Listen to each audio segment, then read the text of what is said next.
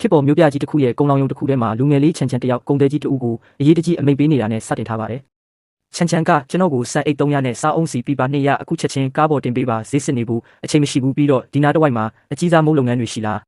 အခုချက်ချင်းမုံလုံးပေါင်းမန်ထိုး2000အမြန်မှာပေးပါအပူတွေဖြစ်ရမယ်နော်။ကုန်သည်ကြီးမှာတော့ပါဆက်အဟောင်းသားနဲ့အံ့ဩသွားပြီးမုံလုံးပေါင်း2000ဟုတ်လားမင်းမင်္ဂလာဆွန်ကျွေးမလို့လားတကိုးရှင်လေးရ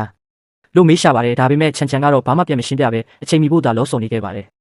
ထို့ပြင်ချန်ချန်ဟာအမဲသားတစ်တာဝက်သားတစ်တာစတဲ့အလွဲတကူစားသုံးလို့ရတဲ့စီတူပူပေါင်း1000နဲ့50သားဆန်အိတ်1000ကိုပါထပ်မံမှယူခဲ့ပါတယ်ကုန်သည်ကြီးကဒုက္ခသည်စခန်းဆောက်တော့မလို့လားလို့ထင်မရလောက်အောင်ကုန်ပစ္စည်းတွေဟာများပြားလွန်းလာပါတယ်ချန်ချန်ကအချိန်တနာရီအတွင်းအားလုံးကိုသူ့အိမ်ရောက်ပို့ဆောင်ပေးနိုင်ရင်အပိုစုကြီးငွေ2000ထပ်ပေးမယ်လို့ကမ်းလှမ်းလိုက်တဲ့အခါမှာတော့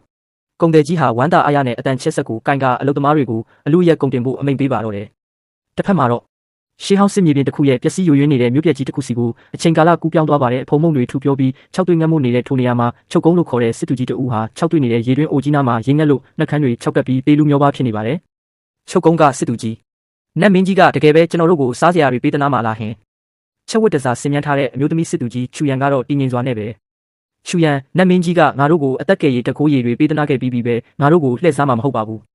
ဒါပေမဲ့စစ်တူကြီးချုပ်ကုန်းကတော့စိုးရိမ်နေသေးပါသူတို့မှာစစ်တီအင်အား3000တောင်ရှိတာမို့နတ်မင်းကြီးအနေနဲ့ကောင်းကင်ကနေစားစရာ3000စားကိုဖန်ဆင်းပေးဖို့ဆိုတာမလွယ်ကူလောက်ဘူးလို့တွေးနေမိပါတယ်ထို့ခါချူရန်ကနတ်မင်းကြီးရဲ့တက်ခိုးတော်ကိုမပြစ်မှားဖို့တတိပေးလိုက်ပြီးစစ်တီတော်အားလုံးကိုရေတွင်းအိုကြီးရဲ့ဘေးမှာတိတ်ဆိတ်စွာနေရယူပြီးစောင့်ဆိုင်ဖို့အမိန့်ပေးလိုက်ပါတယ်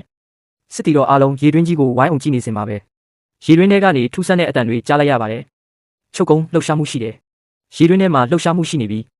ချူရန်ကချက်ချင်းပဲနတ်မင်းကြီးပေးသနာတဲ့ယတနာကိုဆယ်ယူကြလို့အမိတ်ပေးလိုက်ပါတယ်စစ်တီတွေဟာကျိုးတွေကိုအားကုန်ဆွဲတင်လိုက်တဲ့ခါမှာတော့အထဲကနေထူးဆန်းတဲ့ဂုံတစ်တာတွေပါဝင်တဲ့ကျိုးကုန်ရဲ့ကြီးတစ်ခုတက်လာပါတယ်ချူရန်ဟာအထဲကစာတစောင်ကိုဖတ်ကြည့်လိုက်ရာစစ်တူကြီးချူပထမအတုပ်အရေးပေါ်ရိတ်ခါတွေရောက်ပါပြီးစစ်တီညီကိုတွေကိုအဝါစားခိုင်းပြီးအင်အားဖြည့်တင်လိုက်ပါဆန်တွေကတော့နောက်ကနေထက်လာနေပါတယ်ချမ်းချမ်းတစ်တာတွေကိုဖွင့်လိုက်တဲ့အခါမှာတော့မိခိုးငွေတွေတထောင်းထောင်းနဲ့ပူပူနွေးနွေးမုံလုံးပေါင်းမန်ထိုအဖြူရောင်ကြီးတွေထွက်လာပါတယ်ချုပ်ကုန်းဟာမုံလုံးကိုကင်ကြည့်ပြီးပူနေတာပဲတကယ်ကြီးပူပူနွေးနွေးကြီးပြလို့အံ့ဩဝမ်းသာစွာအော်ဟစ်ပြီးမျက်ရည်တွေပါကျလာပါတော့တယ်စစ်တီတော်3000လုံးဟာလည်းဒူးထောက်ကနတ်မင်းကြီးကိုကျေးဇူးတင်ပါတယ်လို့တခဲနဲ့အော်ဟစ်ပူဇော်ကြပါတယ်ချူရန်ဟာဝမ်းသာပီတိဖြစ်နေတဲ့စစ်တီတွေကိုတယောက်ကိုမုံနှလုံးစီအမြန်ဝင်ငှပေးဖို့အမိန့်ပေးလိုက်ပါတယ်ပြီးနောက်ကြက်ရှိနေတဲ့ထူးဆန်းတဲ့မော်တစ်တာစီတူဘူးတွေကိုဓာတ်နဲ့ခုတ်ဖွင့်လိုက်တဲ့အခါမှာတော့အနက်ရတာနဲ့ပြည့်စုံလာတဲ့ဝတ်သားနီချက်တွေထွက်လာပါတယ်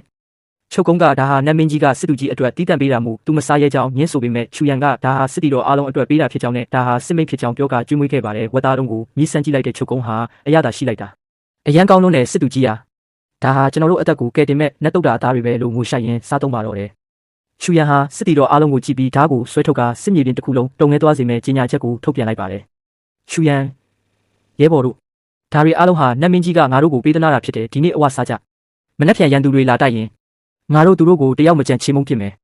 စစ်တီတော်များချေမုန်းပစ်မယ်ချေမုန်းပစ်မယ်စစ်တီတော်တွေဟာမုံလုံးပေါင်းဖြူဖြူနုနုတွေကိုဝတ်သားဟင်းရည်တွေနဲ့တိုးဆက်ပြီးအပါတရစားတောက်နေကြပါတယ်အသက်40ရှိပြီဖြစ်တဲ့စစ်တီတော်အူကြီးတူကတော့ငါအသက်40မှာဒီလိုနတ်တုတ်တာမျိုးမစားဘူးဒီနေ့စစ်မြေပြင်မှာတေးရရင်တော့တန်ပါပြီလို့ရေရွနေရှာပါတယ်သူတို့အားလုံးဟာရန်သူတွေကိုအပြက်ရှင်းဖို့အာမန်တွေပြေဝသွားကြပါပြီအခြားတစ်ဖက်ခေတ်ပေါ်ကာလမှာတော့